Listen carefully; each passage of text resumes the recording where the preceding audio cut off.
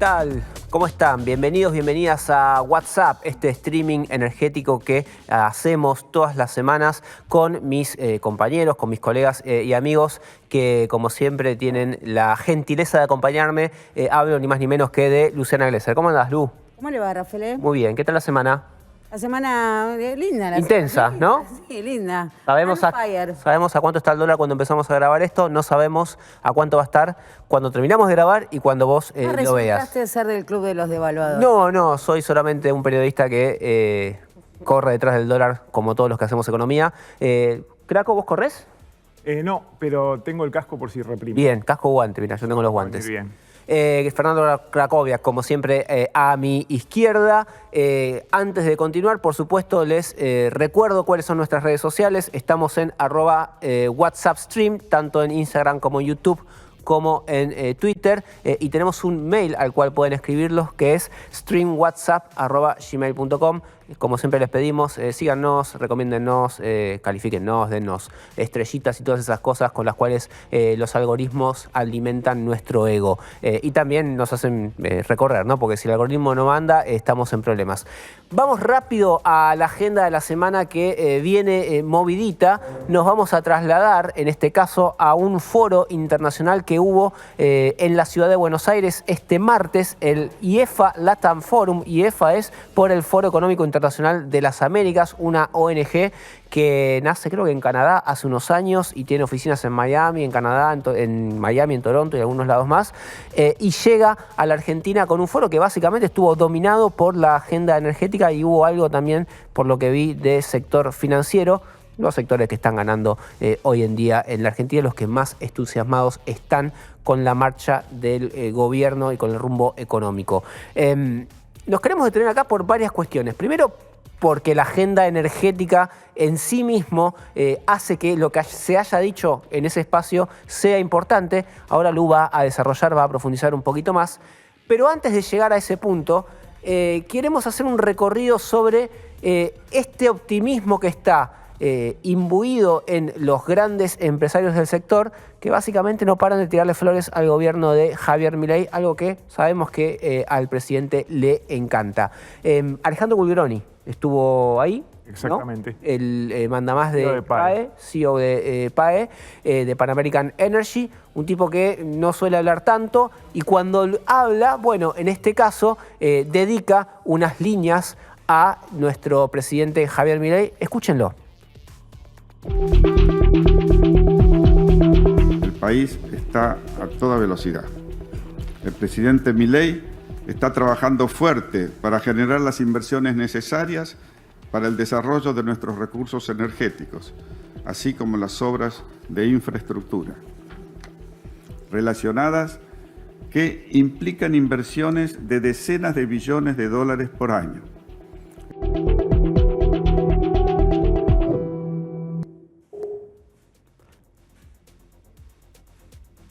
Lee el compañero Bulgeroni, no podría ser diputado. No lo necesita tampoco. Igual no creo que lea todo, ¿no? Porque viste que en un momento dijo que Francia formaba parte de la Unión Soviética. ¿Lo habrá leído eso? Lo tenía escrito. Viste que ahora garpa de nuevo hablar de los comunistas y qué sé yo. Bueno, ahí estaba. Pero deténganse en esto. ¿Vieron cómo van marcando que, por un lado, el gobierno... Está claro, les abre un gran negocio a las grandes compañías energéticas que están asentadas en Vaca Muerta? Venimos hablando de esto todas las semanas. Bulgeroni da un paso más y dice de las obras de infraestructura. Asumo que se refiere a lo que es RIGI, ¿no? Porque más allá de eso, infraestructura no parece haber. Hay algunos acuerdos provinciales, por ejemplo, tiene YPF sus acuerdos con el gobierno de Neuquén, ¿no? Sí. Para financiamiento mixto. Empieza a aparecer esto, ¿no? Acuerdos con las provincias y bueno, sí, son provincias que alojan, ¿no? Los recursos fenomenales de la cuenca neuquina y hay, ¿no? Hay recursos, hay regalías para pavimentar esas rutas que van a usar ellos mismos. Acá nadie está hablando de hospitales, ni está hablando de escuelas, sino que estamos hablando de las rutas por donde van a transportar justamente el petróleo, que es básicamente para exportación. Es darle salida a la exportación, ¿no? Exactamente. Ruta y exportarlo. Ruta, puerto. Hablábamos el otro día con la intendenta de Sierra Grande, de Punta Colorada, y era básicamente eso. Escucharon a Bulgeroni. Escuchemos ahora a Eduardo Ricardo Edelstein, que además de ser el mandamás del grupo IRSA, shoppings, hoteles, el que alojó a Javier Milei en el Hotel Libertador en la previa de su asunción y también algunos días después, etcétera, etcétera, tiene inversiones en minería bastante potentes. Está jugando ahí bastante fuerte Edelstein. También, por supuesto, está muy entusiasmado con la marcha de gobierno. Cuando voy a México, voy a Perú, voy a Estados Unidos, me dicen, ¿cómo le está yendo a Milei? Yo creo que la financiación está volviendo, pero el primer fenómeno que está pasando, que fue a lo mejor por el blanqueo, estos 20.000, 23.000 que entraron, pero yo creo que si hay confianza, la dirección que era unilateral de toda la plata argentina saliendo vuelve. Y la tasa ya está bajando. Más allá de los elogios al gobierno, deténganse en esto que decía Edelstein, que tiene que ver con lo que contaba Lu recién. Si hay tasas blandas, va a haber más financiamiento para que aparezcan estos proyectos, para que las empresas de energía y de minería hagan la infraestructura que necesitan para exportar. Esta es un poco la lógica que va performándose, ¿sí? No va a haber, al menos no parece haber, grandes obras de infraestructura por fuera de lo que es el polo exportador. Y de hecho te agrego que el oleoducto, ¿no?, dedicado para exportación petrolera, Vaca Muerta Sur, que acaba de ingresar en el RIGI. Para vos, Mandrila. Bueno, está presupuestado en un poco más de 2.900 millones de dólares, de los cuales YPF hizo el desembolso inicial para el primer tramo, ¿no?, que lo construyó básicamente YPF, después se suma el clúster de empresas. Está hablando ya con 5 bancos internacionales para conseguir el financiamiento de esos 1.700 millones de dólares. Porque esto también hay que decirlo, muchas veces uno entiende que los proyectos que entran al RIGI son financiados por las empresas que entran con esos proyectos, sino estas empresas se van a ir a endeudar y se van a ir a endeudar en dólares justamente para estos desarrollos. Te sumo algo sobre lo de Edelstein. Ayer sacó un PPT, viste que antes de responder las preguntas, él hizo una intervención en inglés y fue la misma que hizo en Toronto en la PDAC. O sea, anda con los slides y va distribuyendo optimismo por distintos lugares del mundo. Ahora le tocó acá. Dijo que, igual que allá, dijo que está muy contento de la coordinación nación-provincia, de que haya habido 8 provincias en Toronto buscando inversiones, 8 provincias mineras junto con el gobierno nacional, y que no había visto hace tiempo ese bloque coordinado federal entre distintos gobiernos. Bueno, dijiste que la presentación de Edelstein fue en inglés, acá en el Four Seasons, pero de acá, de la ciudad de Buenos Aires. Exactamente. Otro que habló en inglés fue José Luis Manzano, un empresario dueño de Edenor, dueño también de inversores mineras. Exministro del Interior exministro de Menem, gobierno de Carlos Menem. Amigazo de Sergio Massa y ahora también muy cercano a Javier Milei. Listen to him. Normally have reasons to be optimistic with Argentina. It's been like that since I was a child, and it's going to be that forever. But sometimes the reasons come from the heart, and sometimes the reason comes from the heart and the brain. I think in this case, the reason comes from the heart and the brain. En pocas líneas dijo que es optimista con el corazón y con la cabeza. ¿En qué barrio era esto? ¿Dónde está? Falta, ¿no? Corazón. Falta con el bolsillo. ¿Sí? ¿En qué barrio se organizó esto? ¿Esto qué fue? ¿Recoleta, no? ¿Recoleta? Retiro. ¿Por qué hablan en inglés? No sé, Craco, esto es así. Vamos a tener que tomar cartas en el asunto, no en estos momentos, pero sepan todos que están debidamente anoticiados que acá vamos a tener que empezar a hablar más en español. No, pero igual es raro porque tampoco veo, no sé si ustedes fueron, si había mucho público anglo. No en esta oportunidad, fui en la edición anterior del año pasado, debo reconocer, ¿no?, en un ejercicio de honestidad intelectual, que es el mejor catering de todos los foros. Bueno, por eso vamos. Que fui.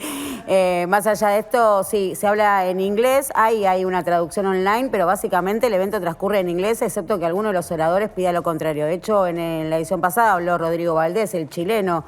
Habló en inglés. Y habló en inglés. Habló de la calidad del ajuste. Chileno, sí, y habló en inglés. Ahí habló de la calidad del ajuste que pedía el FMI.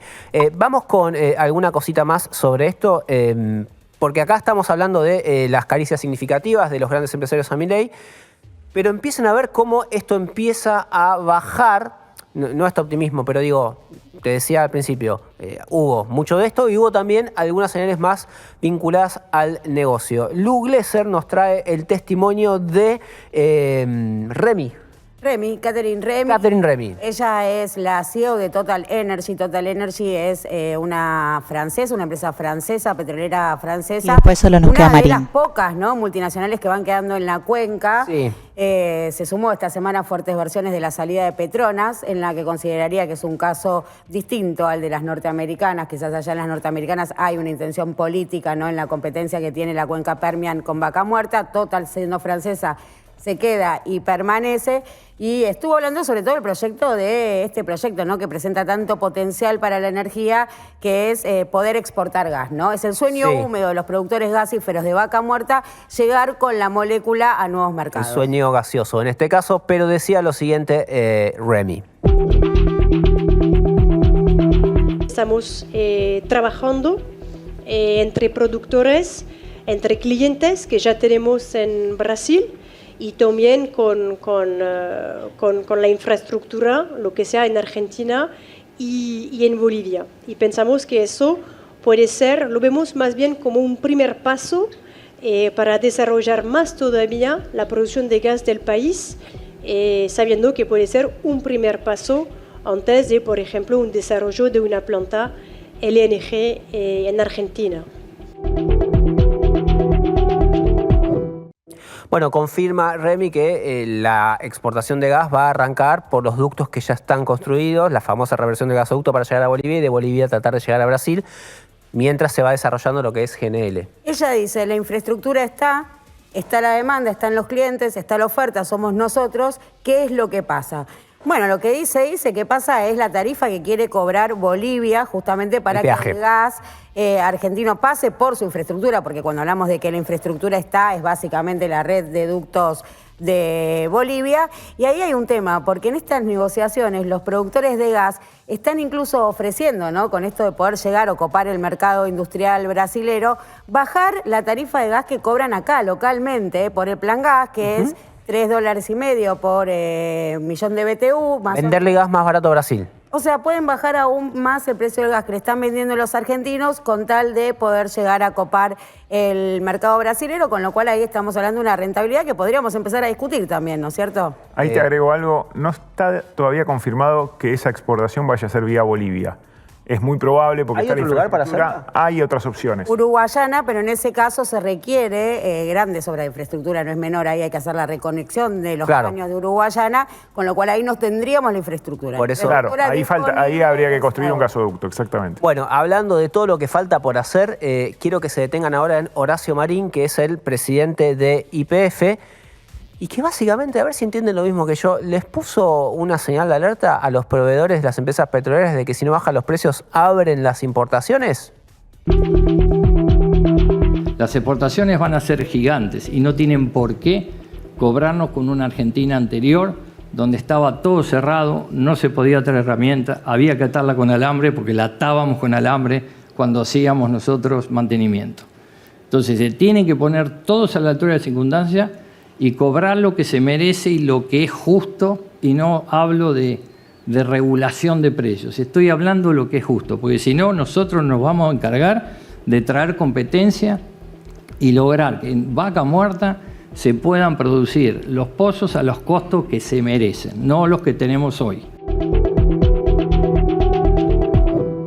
Nos vamos a encargar de traer competencia, dice el presidente de YPF, que es básicamente un funcionario, ¿sí? Es el titular de una compañía muy importante, pero a la vez es un hombre que responde al gobierno nacional. Así es, YPF desarrolla cadena de valor, requiere proveedores. Cuando arrancó la cuenca neuquina, el costo de perforación del pozo era exponencialmente mayor. Digo, los costos se abaratan a medida que se desarrolla la curva de aprendizaje. La cadena de valor, los proveedores que van a alimentar a la cuenca neuquina, por supuesto, se desarrollan con un letargo. Eso requiere un financiamiento. Al principio son más caros, sobre todo comparados con lo que lo está comparando, que es Permian, los proveedores de Permian. Estados Unidos, sí. Hollywood, etcétera, que tienen mucha más trayectoria que los proveedores locales, y la gran pregunta es quién va a financiar, ¿no?, el desarrollo de esa cadena de valor, si van a ser jugadores locales, si queremos una industria asociada. Por lo pronto lo que sabemos es que YPF no la va a financiar. Bueno, me quiero detener con esto para cerrar, porque mientras esto ocurre, mientras la industria petrolera y minera está muy entusiasmada y le dice, como en este caso Marín, a las empresas proveedoras de servicios y de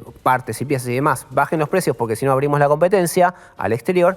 Bueno, la industria nacional se está resintiendo. Salió la UIA esta semana con un comunicado muy fuerte contra la baja de aranceles, diciéndole que no me bajas impuestos, pero bajas los aranceles, yo así no puedo producir, etcétera, etcétera. Es un debate para otra cuestión, pero quiero marcar esto. Si la industria petrolera se divorcia de su cadena de proveedores, en algún momento se les va a dar vuelta, porque esto ya pasó en Argentina, donde los grandes grupos ganaron una rentabilidad extraordinaria, a costas de, por ejemplo, hundir al resto de la producción. Después eso terminó en una crisis. Y en la crisis perdemos todos, incluso las grandes empresas. Podríamos seguir hablando porque hay un montón, pero el programa tiene que seguir. Tenemos un montón de información para darte más para adelante sobre temas vinculados a la energía. Una notita que tiene Craco muy importante. Te pido que te quedes, que vamos a hablar después del precio del gas. Pero antes vamos a este informe que preparamos sobre la transición energética sostenible y por qué es clave para combatir el cambio climático. Te agrego una cosa más. En momentos en que se empieza a poner en discusión si queremos combatir el cambio climático, si no, escucha cómo está cambiando el discurso dominante.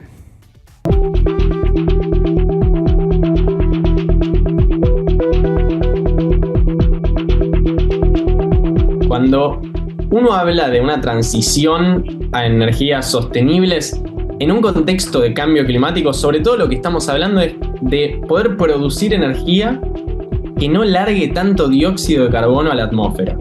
Porque básicamente toda nuestra vida hoy, cómo producimos comida, la electricidad cuando prendemos la luz en nuestra casa, para ir en el auto o en el colectivo, sale principalmente de 3 fuentes: el petróleo, el gas y el carbón. Y cuando transformamos estos combustibles para generar energía, se emite dióxido de carbono.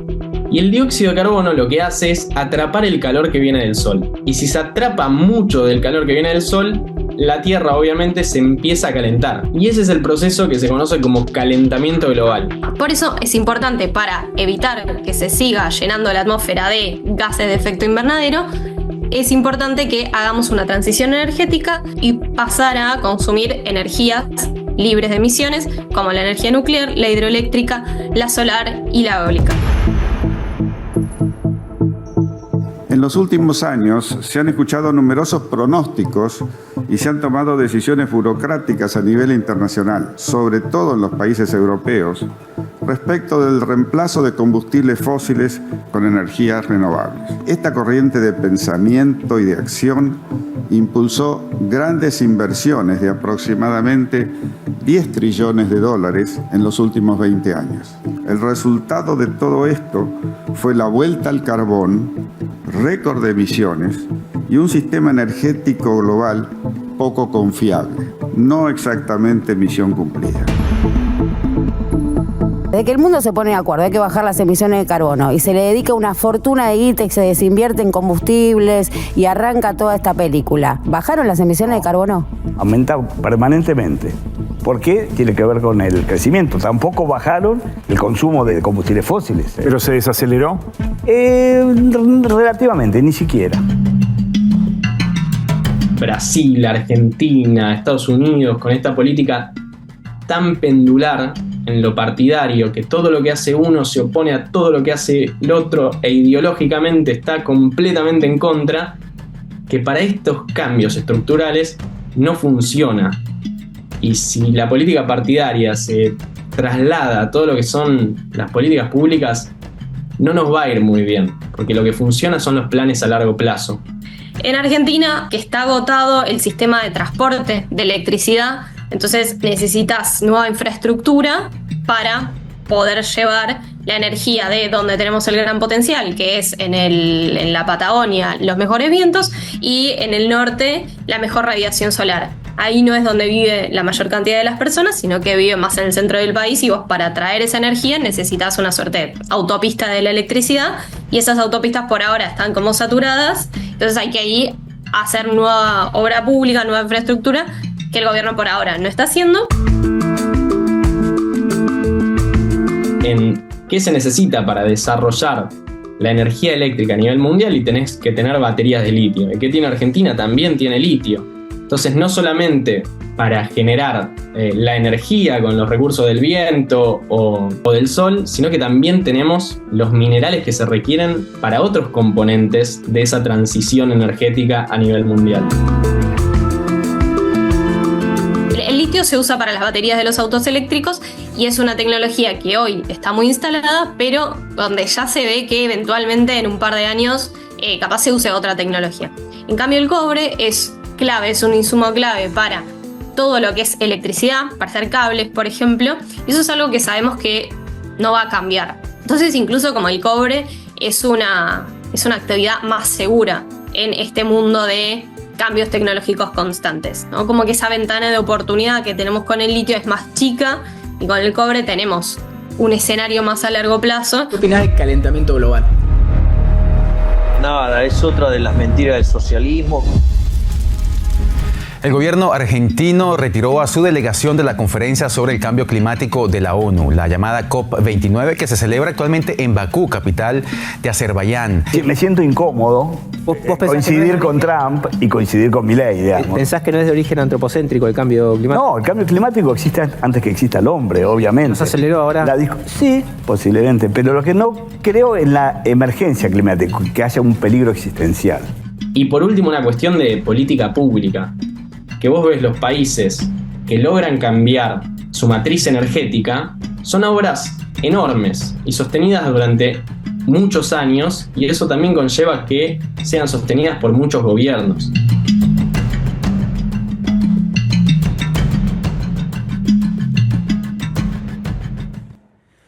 Bueno, armamos este contrapunto porque empiezan a aparecer estas voces que dan vuelta, ¿no? Como en tantas otras cuestiones, empiezan a dar vuelta de nuevo la discusión, como lo escuchaban ustedes recién Alejandro Bolderoni diciendo el resultado de las políticas de cambio climático, haber puesto un montón de plata ahí, fue que hayan aumentado las emisiones porque, en Alemania se sustituyó energía nuclear por carbón, porque se quedó sin gas y recurrió de nuevo al carbón. Bueno, Estados Unidos, Drill Baby Drill con Donald Trump también va por ese lado, y aparentemente Argentina también se está sumando a esa nueva movida de darle nueva vida al combustible fósil. Convocamos a Daniela Vilar, ministra de Ambiente de la provincia de Buenos Aires, para hablar de este y de otros temas. Daniela, bienvenida, ¿cómo estás? Hola, ¿cómo están? Buenas tardes. Gracias. Bueno, gracias por acercarte a hablar con nosotros acá a WhatsApp. Me gustaba arrancar la nota preguntándote sobre cómo viven en la administración pública esta tensión entre la necesidad o el objetivo de ir hacia combustibles o energías más renovables, con que también tenés que producir, y para eso necesitas una energía confiable, de la cual acá hay abundancia, como es la energía de combustibles fósiles. Bueno, nosotros lo abordamos, lo trabajamos, lo ejecutamos, construimos las políticas públicas y las hacemos carne en los territorios a partir de un paradigma, de una filosofía, de una mirada, que es el ambientalismo popular. La transición, como todas las políticas ambientales que trabajamos desde el Ministerio. Cuando nosotros hablamos de ambientalismo popular, saldamos una, para nosotros, falsa dicotomía entre ambientalismo y desarrollo. Ok.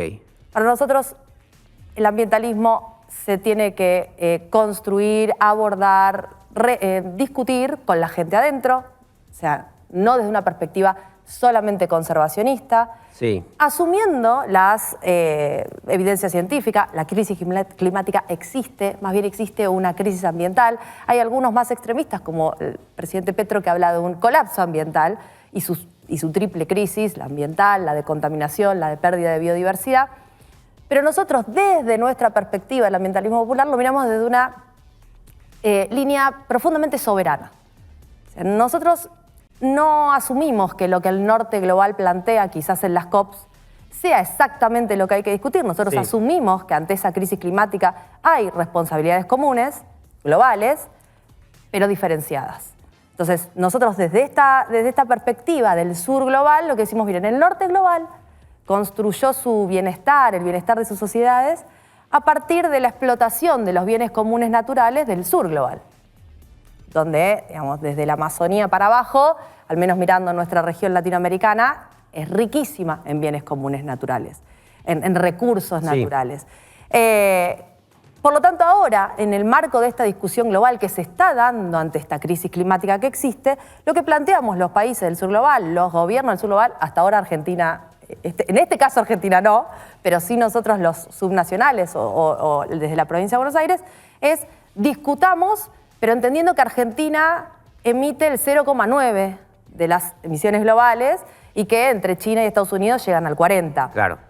Con lo cual, abordemos la transición energética, como también tenemos que abordar la crisis de contaminación, como también la crisis de pérdida de biodiversidad, pero abordémosla desde las características de nuestro suelo. No coincido en este caso igual con Bulgeroni, porque tampoco desde una perspectiva de extractivismo neocolonial, digamos. Nos falta la Mita y el Yanaconago y con el RIGI le estamos entregando todo a los grandes empresarios que, como dijeron en el informe anterior, la única inversión que piensan hacer es para exportar el material, el petróleo de Vaca Muerta. Vaca Muerta, recordemos, un yacimiento recuperado a partir de la recuperación, explotado a partir de la recuperación de YPF, en los gobiernos de Cristina, un gobierno popular, nacional, digamos, que plantea que el excedente o los recursos, las divisas que entran a nuestro país, tienen que luego aportar a la redistribución de la riqueza, ¿no? ¿Y cómo baja ese ambientalismo popular que definiste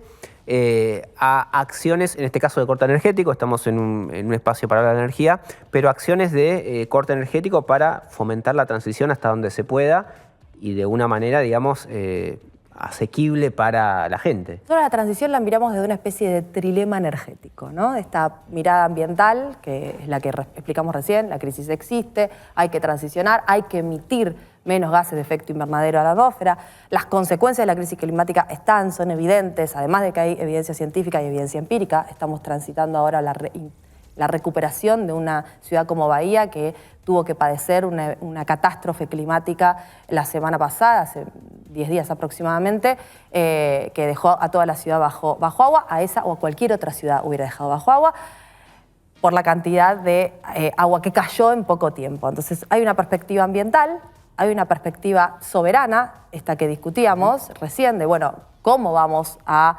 explotar esos bienes comunes naturales, energéticos en este caso, y después hay una perspectiva social que es la que abordamos desde el Ministerio con políticas públicas. Por ejemplo, un ejemplo para ver si es necesario o no pensar en esta para nosotros sí, pero digo para la discusión, en la provincia de Buenos Aires, una provincia muy extensa, como explicaba Eli, que lo hacía Limole recién en el informe, que las distancias entre los lugares más poblados, que es la provincia de Buenos Aires, o el centro del país, el norte y la Patagonia, bueno, en la provincia de Buenos Aires también se da un conurbano mucho más poblado que el resto de la provincia, con, por ejemplo, escuelas rurales situadas a lo largo y ancho de nuestra provincia, que, como explicaba recién en el informe, no acceden a estas autopistas energéticas, es decir, no tienen energía eléctrica, no acceden a energía eléctrica, entonces hay alrededor de 100 escuelas rurales en toda la provincia de Buenos Aires que están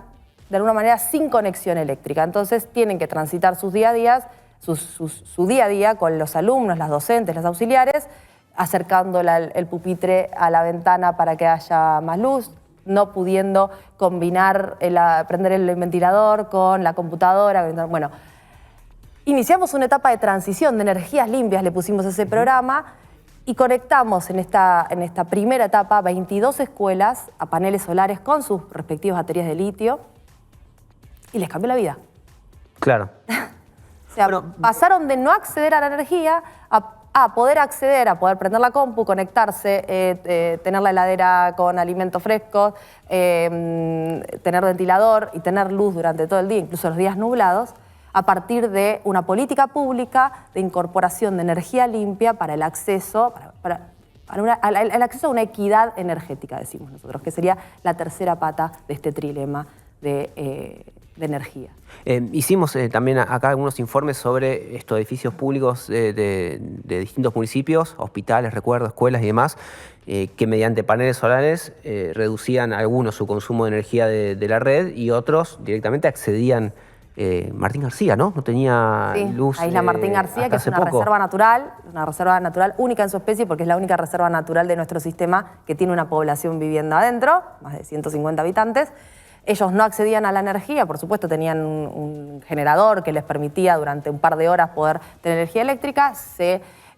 A partir de la definición del gobierno provincial de Axel, se instaló un parque solar que provee de energía a toda la isla, a todos los habitantes de la isla. ¿Y cómo? Nosotros estamos a instancias de inaugurar un parque solar en la ciudad de Fiorito. O sea, ambientalismo popular puro y duro. O sea, no paneles solares para poder agilizar de alguna manera la red o alivianar la red de uno de los lugares, de un barrio popular súper poblado del conurbano de nuestra provincia. ¿Cuál es ahí la diferencia? Porque una cosa es una escuela rural aislada del acceso y otra cosa es un barrio popular en el medio del conurbano, digamos, un lugar que tiene acceso a una fuente de energía más barata, por ejemplo.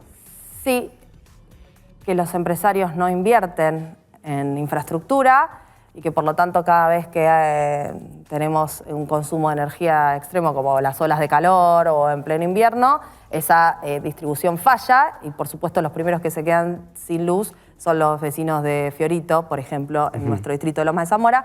En este caso el parque solar lo que hace es inyectar a la red para poder netear de alguna manera. Todavía la magnitud de este parque solar no va a netear, pero ir hacia incorporar esa energía que se produce a partir de los paneles a la red y poder de alguna manera aliviar el uso, el trajín que tiene la red en Fiorito. ¿Quiénes están conectados a esos paneles en Fiorito? No, se inyecta la red. Entonces, cuando se inyecta la red, lo que haces es que, bueno, todos los que acceden a la red tengan esta dosis de alguna manera de energía solar que se le va a sumarse.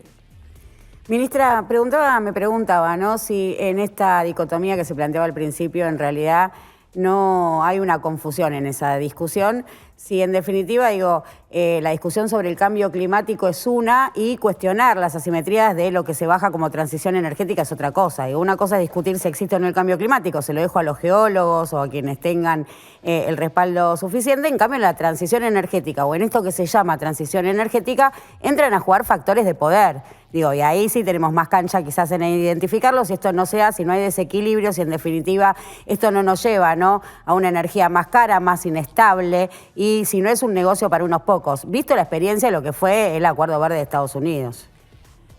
Mira, nosotros entendemos desde nuestra mirada que no se puede hablar o discutir las problemáticas ambientales o hablar de ambientalismo escindiéndolo de la discusión económica, productiva, cultural, social de las sociedades.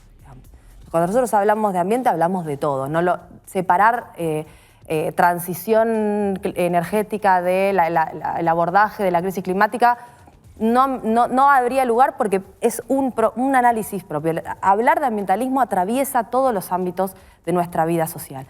Pero más aún, en este mundo estructuralmente desigual en el que se vive, en el que China y Estados Unidos producen el 40% de emisiones, nosotros no llegamos ni al 1%, nos tenemos que hacer cargo de determinadas imposiciones que se plantean o consensos, vamos a decirle, que se construyen en estas COPs, en estos espacios de discusión internacional. Nosotros, desde nuestro lugar soberano, tenemos que discutir esa propuesta de transición energética, que sea una transición justa desde la perspectiva de la justicia social para nuestros pueblos. Entonces, en ese sentido, así como, mira, yo te voy a decir algo que es muy, muy fácil para entender. En el 2004 acá se hizo la COP10. Presidía Néstor Kirchner. Entonces él dio el discurso inaugural de esa COP. Y estaban todos los jefes de Estado, como en todas las COP. Y el tipo, entre un montón de cosas, le digo con un cariño inconmensurable, ¿no?, hacia Néstor. Dice en una parte de su discurso, que lo recomiendo a todos los que les interesa este tema, si superponemos los mapas mundiales, ¿no?, el mapa mundial de la pobreza del mundo, el mapa mundial de los países más endeudados y el mapa global, el mapa mundial de los países que más bienes comunes naturales tienen, dice, esos tres mapas van a coincidir. Son los países más pobres, los más endeudados, los que tienen más deuda en términos financieros y los que además tienen los recursos para que el mundo pueda seguir girando un par de años más. par de años más. Ahí surge un poco esta idea de acreedores, ¿no? Ambientales. Exactamente. Entonces, plantea Néstor, así que si los otros 3 mapas de los ricos, acreedores financieros y que más contaminan también coinciden, entonces, bueno, estamos ante una cuestión muy básica de entender que nosotros somos acreedores ambientales del mundo. Entonces, en esas discusiones de la COP, digamos, en vez de separar las discusiones, decir, che, esto va por un lado, esto va por otro, decir, esto va todo por el mismo lado, es una cuestión de desigualdad global, es una cuestión de distribución de la torta global. Entonces, cuando nosotros tenemos que ir hacia un bien global, bien común de bajar las emisiones, necesitamos que usted ponga para la infraestructura. ¿Qué es lo que discutimos en cada COP que nosotros vamos? Nosotros queremos los recursos que tiene que poner los países, que tienen, en este caso los países del norte global, en los países del sur global para la transición. Porque una vez que tengamos, lo que es caro es la infraestructura. O sea, si nosotros logramos instalar los parques solares, si nosotros logramos, bueno, como se hizo durante los gobiernos populares, fomentar la energía nuclear, el acceso luego a esa energía para los sectores populares es mucho más barato. O sea, nosotros hoy no tenemos que pagar nada en esas escuelas rurales. Hablaste recién de energía nuclear. Te quería preguntar otra cosa para ir cerrando, pero me vas a entender el link. Hace unos años hubo un lío bárbaro en Mar del Plata cuando se dispuso la exploración offshore, más allá de, digamos, en el mar argentino, más o menos en la costa de Mar del Plata, pero como 400 kilómetros de profundidad. Eso generó un reclamo de parte de la ciudad, impulsado también por algunas organizaciones. La provincia ahí se plantó defendiendo esa producción. Con lo nuclear entiendo, y te lo queda con eso, pasa más o menos similar. Son producciones muy polémicas en algún caso para las personas más, para ciertas organizaciones ecologistas, pero ¿cómo manejan ahora, yendo a lo que fue aquel problema offshore, esta cuestión de, bueno, tenemos que desarrollar ese recurso y tenemos que preparar a las comunidades para que ese recurso se desarrolle y se puedan beneficiar de eso, minimizando, por supuesto, el impacto ambiental? Particularmente participé de la audiencia pública defendiendo la exploración offshore. Porque cuando el Estado está, por supuesto, con la presencia del Estado, en este caso un ministerio que arrancaba por definición de Axel, cuando el Estado está presente, nosotros entendemos que nuestra responsabilidad del Ministerio de Ambiente es garantizar que esa exploración o la posible explotación se realice con parámetros ambientales, con parámetros de sustentabilidad. Porque ya no entendemos, digamos, saldamos, como decía, lo que creemos que es falsa dicotomía entre ambientalismo y producción, y entendemos que la producción es sustentable o no lo es.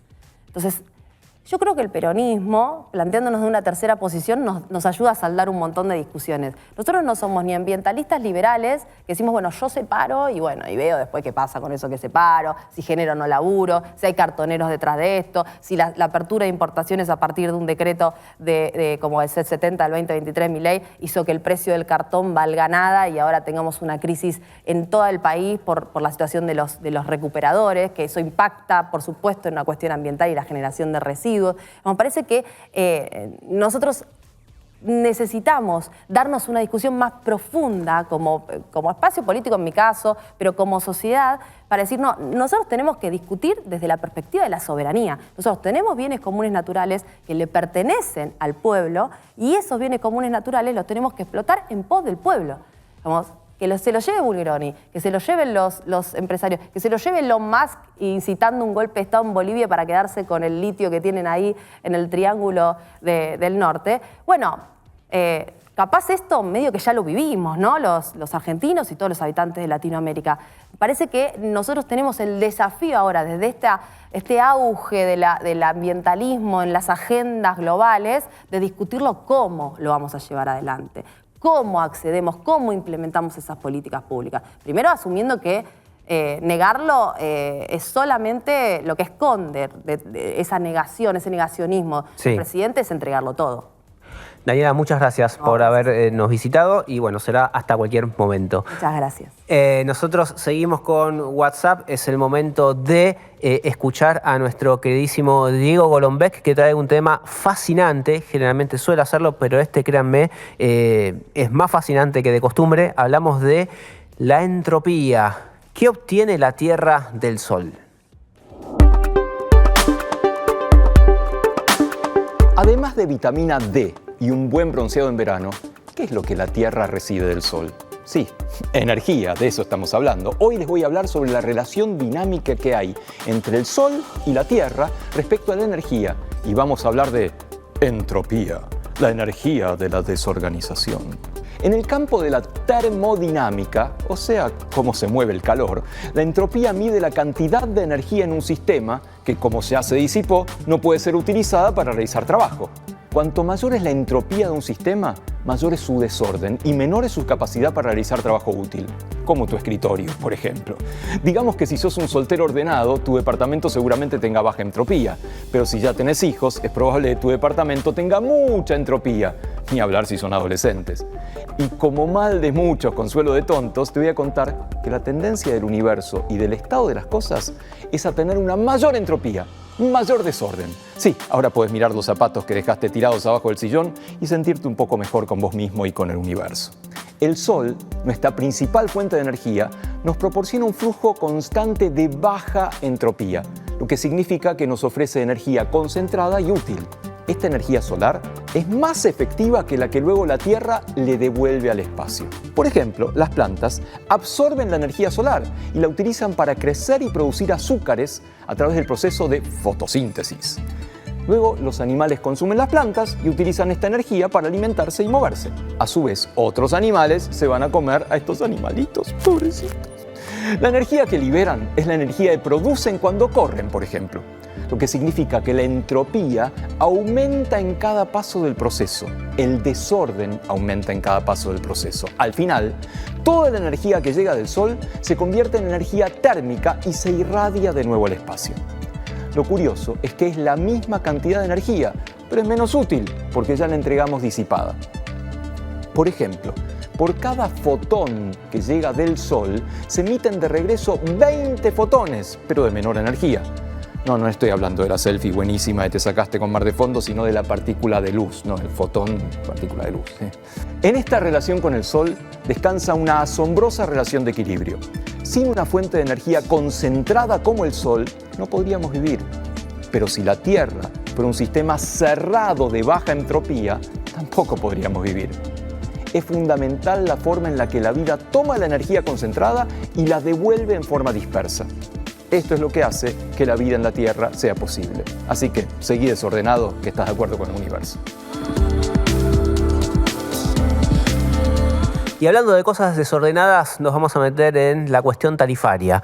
Primero, con algo que escribió nuestro amigo, colega y compañero Fernando Krakowiak en Econojournal, vinculado a lo que se está definiendo sobre la tarifa del gas, puntualmente con la industria y el GNC, Craco. Sí, el gobierno está analizando la posibilidad de subirle la tarifa más a industrias y GNC respecto de los hogares. ¿Por qué haría esto? Porque los funcionarios dejaron trascender que va a haber un techo para el aumento tarifario que surja de la revisión quinquenal tarifaria, que va a ser 9,9% más la inflación. O sea, vienen ajustando en torno a la inflación todos los meses, aparte le van a dar un extra por la revisión quinquenal tarifaria. Dijeron que no iba a ser más de 9,9, dijeron que no iba a llegar a los 2 dígitos. Entonces, en ese contexto, ¿cómo hacen para darle más a las distribuidoras, más aumento, si tienen el tope de 9,9? Bueno, lo que están evaluando es darle la posibilidad a las distribuidoras de que le aumente más a industrias y usuarios de GNC en detrimento de los hogares, para de esa manera poder recomponer su ecuación tarifaria y manteniendo ese 9,9 para los hogares, que es el compromiso asumido públicamente. Esto no va a ser, te hago una sola aclaración más, no va a ser generalizado a todo el país de la misma manera. ¿Por qué? Porque hay regiones, por ejemplo, en la Patagonia, donde está Camúsica del Sur, que casi no hay industrias y que tienen el 90% de sus usuarios siendo hogares. Por lo tanto, en ese caso, si le das solo una mayor tarifa a industrias, no lo capitalizas a distribuidora. Por lo tanto, seguramente en ese caso la ecuación va a ser diferente. Pero en el AMBA, por ejemplo, la tarifa de Metrogas probablemente haya un mayor impacto sobre industrias y usuarios de GNC que sobre los hogares que, bueno, ya han venido enfrentando un fuerte aumento el año pasado, pero que ahora vienen por debajo de la inflación. El impacto en el IPC ahí es distinto que si va directamente a tarifa. Si va a tarifa, pega en el IPC. Si va por el lado de producción y de GNC, es indirecto. Es costo indirecto. Lo que pasa es que en un contexto en el cual la industria tiene aumento de costos, tipo de cambio, apertura, bueno, si además le subís todavía más el costo de la energía. Además, ese indirecto es si llega indirectamente, porque capaz antes la industria se funde. Podría pasar. Sí. La buena noticia es que no va a pagar el aumento de tarifas. Exactamente. Bueno, vamos a hablar ahora sí, en serio, de la cuestión tarifaria. Para eso convocamos a un especialista que no suele hablar mucho, hace rato que no lo hace, y tiene la gentileza de haber venido a visitarnos. Se trata de Paulo Farina, que fue presidente, si mal no recuerdo, de Camesa hace ya una década, ¿no?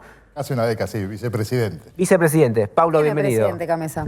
No tiene presidente. Es el secretario de Energía, ¿no? El presidente. Eso era el subsecretario de Energía Eléctrica. Claro. Bueno, hecha la aclaración, gracias por acompañarnos, gracias por visitarnos.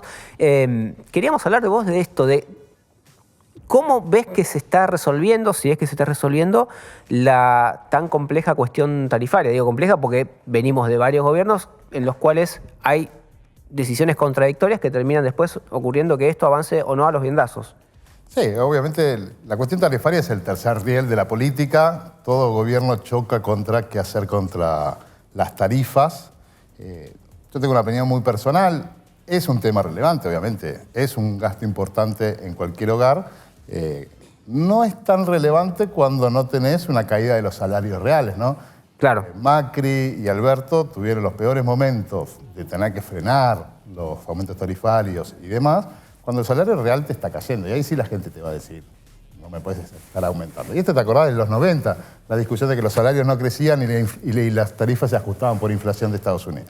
Entonces, muy difícil para cualquier gobierno que si el salario está cayendo, vos le tengas que decir que tenés que pagar más. Y esto un poco lo decías recién, este gobierno decidió, yo en términos reales no quiero que aumente más del 10% de lo que ya aumente. Sí. Entonces, tendrá que ver cómo compagina lo que técnicamente dijo Milei que iba a hacer, que era una revisión tarifaria, que muy probablemente no tenga por qué coincidir con ese 10%. Pero ya decidió políticamente que hasta que yo no vea más salario real, esto no aumenta más. Entonces ahí tenés un problema, porque es obvio que hay incertidumbre, porque yo quiero todo. Quiero que la gente pague medianamente lo razonable. Tengamos en cuenta que en realidad todo lo que aumentó la tarifa hasta ahora fue reducir subsidio.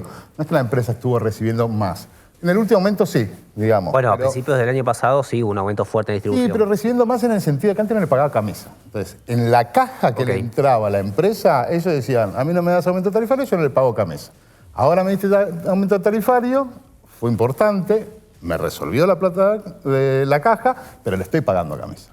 Entonces, no es que le aumentó, no es lo que estaban pensando que iban a tener de aumento. Y ahora está en duda esto con la revisión tarifaria de va a haber un tope.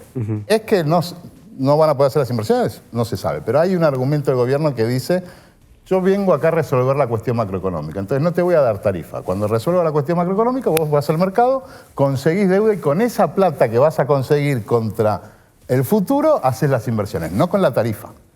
Y eso no es algo que pasó en los últimos 20 años, porque hace 20 años desde que no sabemos si tenemos un marco tarifario, la empresa dice, lo que vos me des de plata yo invierto, lo que vos no me des no invierto. ¿Y es viable, después de estos últimos 20 años, que de repente cambie la lógica y diga, bueno, si vos tenés que invertir, pero tenés que ir a buscar la plata afuera, ¿alguien le va a prestar? ¿A qué tasa y cómo se repaga? Y acá lo que discuten las empresas es, más que si es viable o no, es qué me va a doler más al bolsillo. Entonces, si yo medianamente mantengo un marco normativo y aplico las multas, la empresa lo que va a preguntar es, ¿me animo a ir al mercado a buscar deuda? De hecho, Edenor siempre tuvo un bono chiquito que siempre tuvo acceso al mercado.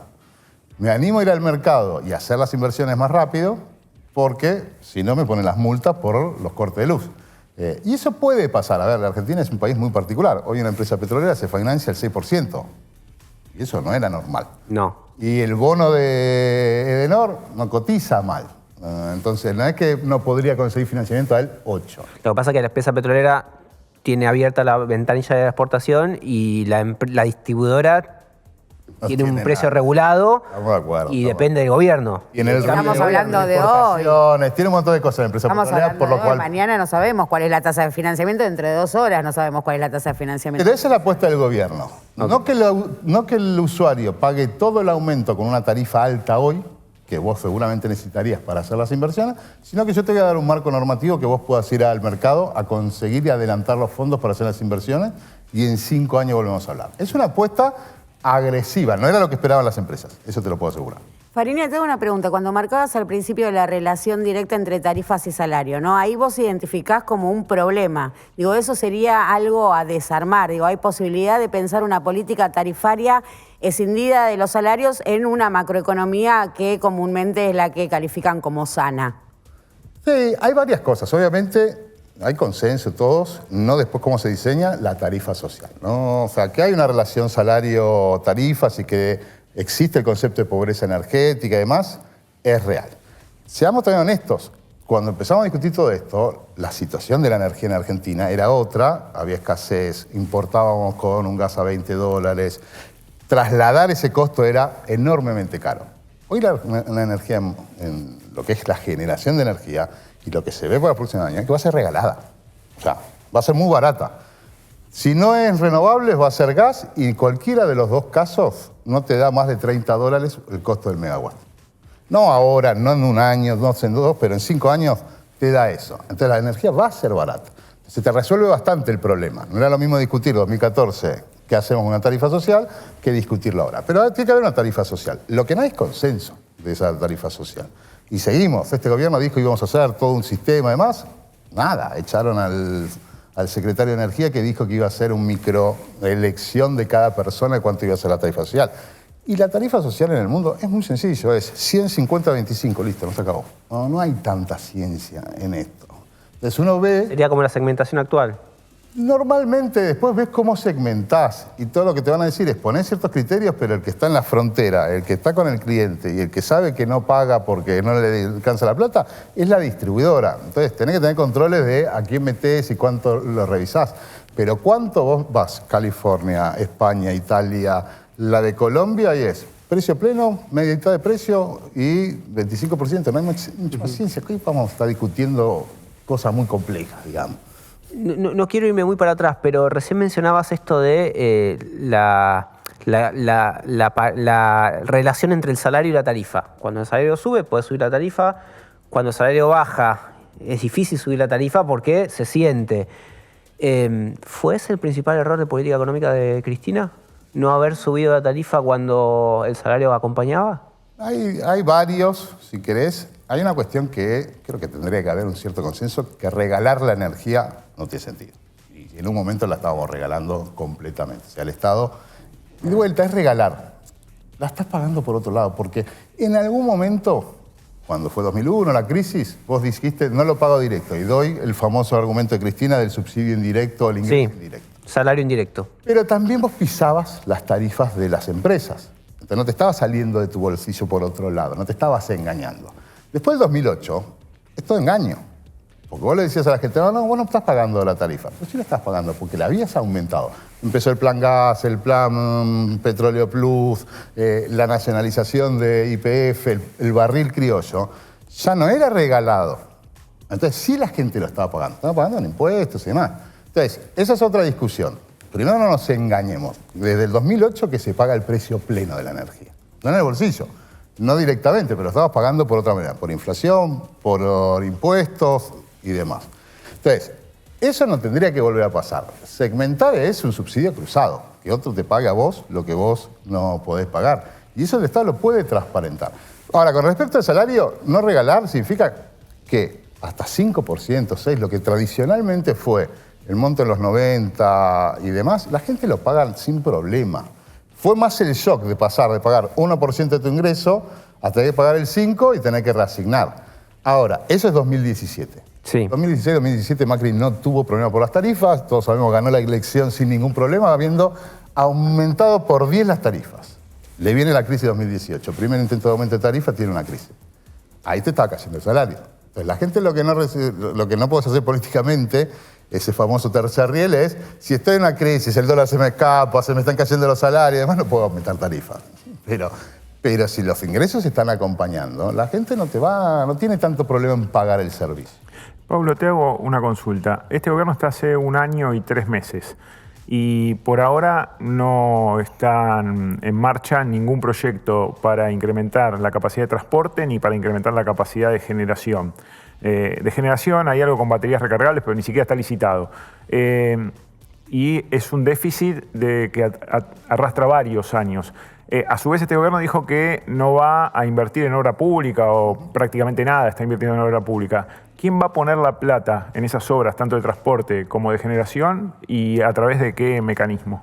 Claro, estas son las taras mentales argentinas que está trabado con el sector eléctrico. Yo creo que hoy está mucho más sencillo resolverlo de lo que ha estado en otros momentos que realmente era un problema cuando había que importar gas caro o en otras situaciones.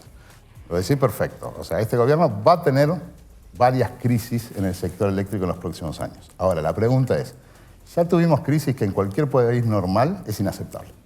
¿Entendés? Ya tuvimos el apagón, el blackout absoluto del país del Día del Padre de Alberto. Tuvimos, en términos de energía, fue lo mismo el blackout de Milei, que en términos de energía fue exactamente lo mismo del blackout de Coso. Un país acepta tener 2 blackouts en 5 años. Lo acaba de tener Chile y es una crisis total. Entonces, cualquier gobierno, kirchnerista, Milei, Alberto, todos entienden que los cortes de luz están 2 días en los diarios y desaparecen. No es un problema. Si tenés una ola de calor, como tuviste en 2014, que hubo barrios que tuvieron una semana sin luz o la gente en la calle, sí te vuelve un problema político. Pero apostás a Tata Dios, que no haya una ola de calor y los cortes de luces te van en un día. Entonces, ya estamos tarde para resolver los próximos cortes de luz. Pero a fuerza de que hubo blackout, hubo cortes, hubo caos, está un día en el diario y después desaparece, ¿no? Entonces, no hay esa sensación de emergencia y de ir a resolver esto rápido. ¿Entonces no lo va a poner nadie, decís vos? No, lo van a hacer, pero está muy lento. Deberían haberlo ya hecho. La solución, ¿sabés cuánto sale resolver todo el tema de transporte en Argentina? $5 por megawatt, nada. Ahora, ¿qué implica? Lanzar, ya están todos los planes, están desde la época del 2014, después lo hizo Sebastián Kim, están todas las obras que hay que hacer. Lanzar las licitaciones mañana. Y no deberían, en su modelo de licitación privada, tener un problema para licitarlo. Será más caro, más barato, habrá un aprendizaje. Son las mismas licitaciones que hace Brasil, con Lula o con cualquiera. Podrían licitar mañana, pero no lo hacen. ¿Y por qué no lo hacen, perdón? No está muy claro. Creo que tiene que ver con esto que volvemos siempre al perro que se muerde la cola. Bueno, esos $5 no es significativo en el megawatt argentino, que vale $60, $80, pero son $5 más que tiene que pagar el usuario, porque yo no lo voy a pagar. Y yo quiero que limitar el aumento al 10% más. Que tendría que aumentarle otro 10% de la tarifa. Para 80 megavatios, es más o menos lo que vale en Manhattan. ¿Por qué es tan caro el mega en Argentina? El mega en Argentina es de los más baratos que hay. $80 no vale. Un mega en Estados Unidos no va, puesto en el usuario no baja de $200. En Alemania, 300. En Chile, 180. En Brasil, 160. Acá están 100. Y en términos relativos también, en niveles de consumo tampoco consumimos tanto, ¿no? Consumimos muchísimo. Tuviste regalada la energía. Y tuviste regalada la energía muchos años. Y acordate que en los 90 la energía era muy barata. Entonces el argentino medio tuvo la ventaja en los 90 que el barril valía $10. Pero nunca pagó una energía cara. No sabe lo que es una energía cara. Y no lo quiere saber tampoco. No, claro. Clarísimo, digamos. Pero entonces, no tenemos un mega caro, tuvimos un mega muy caro. Cuando teníamos la crisis de falta de gas, el promedio llegó a estar $130 en algunos momentos. Y eso sí es un mega caro, porque después tiene que agregar la distribución, ¿no? Pero hoy estás muy bajo y con el plan gas, y lo estaban comentando antes, hoy el plan gas quedó un promedio de $3, $3.40 en realidad, pero el gas hoy está menos que eso, si vos no hubiese tenido el plan gas. Ahora, ¿por qué tuviste el plan gas? Porque vos no podías comprometer que ibas a dejar un mercado libre. O sea, te conviene la térmica. En términos no, y renovable va a estar muy barato. La verdad, hoy podés discutir desde la ideología o de los negocios y la preferencia. Bueno, Petróleo te va a decir hagamos todo gas y otro te va a decir hagamos todo renovable. Pero pueden competir perfectamente. Valen casi lo mismo. Paulo, a mí me queda la sensación, nosotros venimos hablando de distintos temas, más o menos como hicimos en este programa. En la mitad del programa, un poquito menos de Vaca Muerta, del boom exportador y demás, y después nos metemos en el tema tarifario. Y son dos mundos totalmente distintos. Por un lado tenés uno que es todo furor, un proyecto exportador como el oleoducto BMOS, la posibilidad de GNL, etcétera, etcétera. Bueno, tarifas liberadas para exportar, digamos, export parity, vale lo mismo acá que afuera. Y por otro lado tenés todo el descalabro de las tarifas eléctricas. ¿Puede haber algún puente entre uno y otro como para que, por ejemplo, se me ocurre los tipos que están haciendo negocios colosales con la oportunidad que abre la industria del petróleo y gas para la exportación, tengan algún tipo de incentivo o de obligación de mejorar la infraestructura interna? Mira, yo estoy en el bando de los optimistas. ¿Y qué significa optimista? Cuando vos vas a los 90 en Estados Unidos y se empiezan a liberar los mercados, o cuando se hizo acá en Argentina, acá se hizo en el 89 la gran transformación del mercado eléctrico. ¿Qué era la gran preocupación? Si libero, ¿qué pasa? ¿Cuál es la pregunta de un político? Un político que te dice, yo no entiendo de técnica, no me explique cómo funciona el mercado. Si yo libero el mercado, ¿qué pasa? ¿Qué quiere saber el político? Si el precio hace qué. Si sube, si baja. Si sube, claro. ¿Cuándo va a liberar un mercado un político? Bueno, el precio baja. Entonces, si me preguntás a mí hoy, si yo hoy, mañana, rompo todo el MEM, lo rearmo de cero y digo, empieza el mercado de vuelta, el precio sube, baja, para mí baja, no hay duda. Ahora, vivimos 15 años que le fuimos poniendo trabas y le poníamos trabas y creamos un mercadito arriba y un mercadito arriba del otro porque cada vez que agregabas algo nuevo era más caro, ¿no? Empezamos con los grandes proyectos energéticos, después la SUGEM, después la emergencial. Y cada cosa que vos agregabas al mercado te subía el precio promedio. La última licitación que el gobierno dio de baja era muy cara.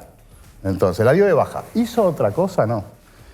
Y en medio de todo eso, cuando nosotros armamos la ley de renovables, y también participó Sebastián King, que después la siguió en el gobierno de Macri, pero acordate que esa ley sale en el 2015, decíamos, no tenemos la menor idea de lo que va a hacer Argentina de Energía y qué va a pasar. Pero esa ley tenía todo. Bueno, o el Estado hace los planes y contrata Camesa, o que los privados hacen un mercado privado. Y imagínate quién pensaba que podía funcionar. Y nunca dejó de haber. Hoy no hay transporte, pero sigue entrando renovable. Entonces, yo soy de los optimistas. El gobierno, uno hubiese pensado que tenía una visión también de que, viste, como te decía otras cosas, desregulo y empezamos de cero de vuelta. No la tiene. Tiene susto, y tiene el mismo susto que tuvo siempre el kirchnerismo. Rafael, me gustaría que Fariña, que promueve la desregulación del mercado eléctrico... No. No, bueno, pero diciendo que los precios van a bajar, que sería positivo, digo, en términos de que venimos de política de parche tras parche tras parche y que sigue en ese sentido operando y esta relación, como marcás vos, ¿no? Salario-tarifa, que diga de qué gestión fue subsecretario de Energía Eléctrica. Del kirchnerismo. Pero no es de me parece regular, interesante, no, me parece interesante, digo, esta discusión, porque a veces, digo, también dentro del kirchnerismo se estigmatiza una idea de pensar o cómo fue esa política energética, y esa política energética también tuvo estas características. Pero por eso el punto es no desregular, porque el sector eléctrico no puede estar desregulado porque es instantáneo y obviamente siempre estar desregulado. La discusión es, hay fundamentos del mercado energético. Y vos sabés cuando las cosas están mal y tenés que importar de más que te va a salir más caro, o poner una planta de emergencia va a ser más caro, o ese delirio que se escuchó de traer los barcos turcos y demás. Los barcos turcos. Es carísimo. Es carísimo, ¿no? Carísimo. Eso es ridículo. Es verdad, hacer las líneas lleva 3 años. Pero es verdad que el anillo de Buenos Aires no resiste más importación. Eso es una realidad. Pero si vos tenés hoy los fundamentos, que hay gas, que sobra gas, que te falta transporte, pero las renovables el precio se ha derrumbado, y que el sector privado en Argentina, por alguna cuestión que, aún si no tiene un marco perfecto, invierte, porque renovables se siguió invirtiendo siempre, no hay razón para que el precio se te escape hoy. ¿Y si devalúan? Bueno, cuando vos decís todo esto la gran discusión es por qué el gobierno se asusta. O todo gobierno se asusta, porque siempre, y de las empresas te van a decir lo mismo, y acá siempre el elefante en el bazar es que hasta que vos no arreglas la macro, ¿cuál es el precio de la energía? En la precio energética es en pesos, los costos son en dólares, no estamos nadie quiere indexar en pesos, que podría hacerse, pero tampoco el usuario quiere pagar indexado en pesos, porque tampoco le gusta. Entonces, el elefante en el bazar siempre es, hasta que no tengo la macro ordenada, esto no funciona. Entonces, puedo armar un marco normativo espectacular, como le pasó a Macri, que había avanzado, devaluó y se acabó ese marco, no existe más. Entonces, eso es real, pero bueno, son muchas condiciones. Y ahí está tu pregunta. Un marco normativo para exportar Si devalúo no tiene efecto, es más, le mejora los números. Claro. Un marco normativo para el sector local de venderle la energía eléctrica y el gas, si devalúo, se rompe todo. También es cierto que hoy no tenemos una brecha del 100%, tenemos una brecha del 20%, pero bueno, Argentina es Argentina. Sí, está clarísimo eso. Pablo, muchísimas gracias por haberte acercado a hablar con nosotros. Teníamos hace tiempo ganas de tener esta conversación. Me parece que ha sido muy productiva. Espero que la hayan disfrutado del otro lado. Y ha sido así el final de nuestro programa al día de la fecha. Les agradecemos por estar del otro lado, por acompañarnos en nuestras redes sociales, en nuestro sitio de YouTube. Y querido Craco, muchísimas gracias por la compañía. Hasta la próxima. Hasta la próxima. Y es que te copa venir, si no, no pasa nada. Gleiser. Sí, ya tengo la cabeza ya. Que viene creo que sí. ¿Yo qué hago? ¿Vengo? Sí, vení, tratá de no meterme en problemas con los entrevistados, lo único que te pido, porque... Estoy un poco chicanera. Estás un poco chicanera y después... El título, lindo título. Nos trae problemas. Bueno, gente, muchísimas gracias por estar del otro lado. Hasta la próxima emisión de WhatsApp, que será en una semana. Chau.